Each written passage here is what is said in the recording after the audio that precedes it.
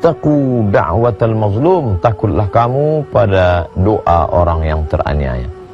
Ada seorang nelayan, anaknya dalam keadaan lapar menangis, meneteskan air mata karena tidak makan. Lalu kemudian dia ambil jaringnya, dia pun pergi ke tengah laut. Lalu kemudian dia pasang jaring. Alhamdulillah usahanya dikabulkan Allah. Senang hati melihat seekor ikan besar. Lalu dia pun bawa pulang. Terbayang anak akan menyuap, hilang letih, hilang lelah, tetes puluh keringat dan air mata.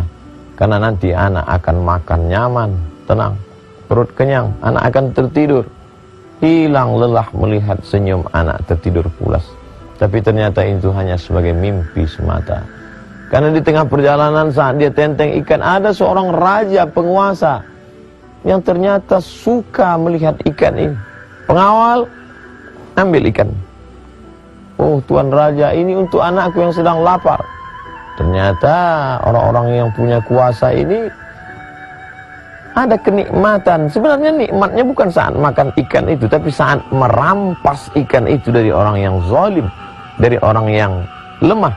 Nampak kezalimannya, menunjukkan kuasa terhadap orang yang hina.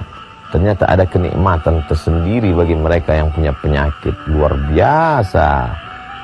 Nikmat kekuasaan berubah menjadi azab yang luar biasa. Ambil ikannya. Mau tidak mau, suka tidak suka, nelayan yang lemah. Tak terbayangkan bagaimana nanti dia akan pulang ke rumah dalam keadaan anak lapar, menangis, meratap. Tapi itulah kenyataan yang harus dihadapi. Apa yang terjadi? Ratu senang melihat ikan besar. Ini ikan besar, ya, ikan kesukaan Tuan Raja. Ikan menggelepar, takdir berkata, taring ikan mengena ke ujung jari raja. Tiba-tiba saja raja merasakan sakit yang luar biasa. Dipanggillah tabib, dokter, untuk melihat apa yang terjadi. Ternyata racun dari ikan beracun, sudah masuk ke darah dan sudah mulai terasa. Lama kesembuhan tak juga tiba. Bagaimana ini tabib? Bagaimana ini dokter? Nampaknya tangan Tuan Raja harus diamputasi. Tidak ada obat lain, tidak ada. Akhirnya jari harus hilang. Tapi ternyata nyerinya tetap tidak hilang. Jari sudah hilang karena dia bukan berada di jari tapi sudah masuk ke darah. Kalau begitu harus dipotong sampai ke pergelangan. Nauzubillah, menyakitkan, mengerikan, menakutkan. Tapi ini harus dilakukan. Kalau begitu harus dipotong sampai ke pergelangan tangan. Bagaimana rasanya Tuan Raja? Masih tetap tidak hilang. Nyeri, denyut. Kalau begitu mesti dipotong sampai ke siku. Apa boleh buat? Itulah satu-satunya solusi. Nauzubillah, jangan sampai terjadi pada diri kita, pada anak cucu keturunan kita.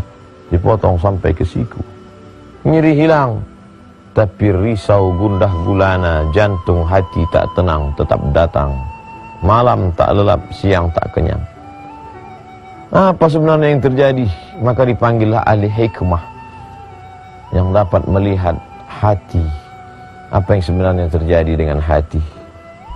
Tuan Raja, ada orang yang sedang teraniaya, terzalim. Coba engkau renung kembali, wahai Tuan Raja, apa yang kau rasakan? Betul, memang ikan ini diambil dari orang yang sedang pulang, akan memberikan sesuap makanan pada anak-anak yang menangis di rumah. Ternyata ada orang yang teraniaya, Tuan Raja. Ternyata ada orang yang hatinya tersinggung, wahai Tuan Raja. Kalau begitu, mari kita panggil, kita tanya dia. Raja ingin meminta maaf. Maka dipanggillah nelayan yang teraniaya ke istana Tuan Raja yang megah dan besar. Lalu kemudian ditanyakan kepadanya, sudikah engkau memaafkan, berdamai? Nelayan itu dengan lapang hati memaafkan. Begitu rupanya mereka yang susah. Tidak sulit bagi mereka untuk membukakan pintu maaf kepada orang-orang yang punya kuasa. Sudikah engkau memaafkan, wahai nelayan? Aku sudah lama melupakan ini, wahai Tuan Raja.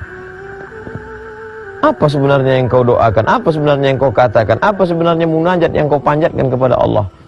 Sehingga begitu berat siksa yang diterima ini. Apa kalimat yang kau katakan? Tidak banyak, Tuan Raja. Apa yang kau katakan? Ya Allah, Raja sudah menunjukkan kuasanya, maka tunjukkan kuasamu. Bergetar hati Raja. Ternyata dia tidak mengadu kepada penguasa, dia tidak meminta kepada manusia, dia tidak berharap kepada hamba, tapi dia mengadu kepada pemilik hamba. Qalbul mu'min baina asabi'ir rahman, hati seorang manusia berada dalam genggaman qudrat iradat kuasa Allah Subhanahu wa taala. Mengadu kepada manusia kecewa, mengadu kepada kawan esok dia akan berubah menjadi lawan. Mengadu kepada penguasa boleh jadi akan sia-sia, tapi mengadu kepada dia yang tak pernah mengecewakan harapan dan munajat serta permohonan dengan satu kalimat, ya Allah, Raja sudah menunjukkan kuasanya, maka tunjukkan kuasamu ya Allah. Ikan juga lemah, tapi ternyata gigi taringnya mengandung bisa. Bisa itu masuk ke darah, masuk ke dalam tulang.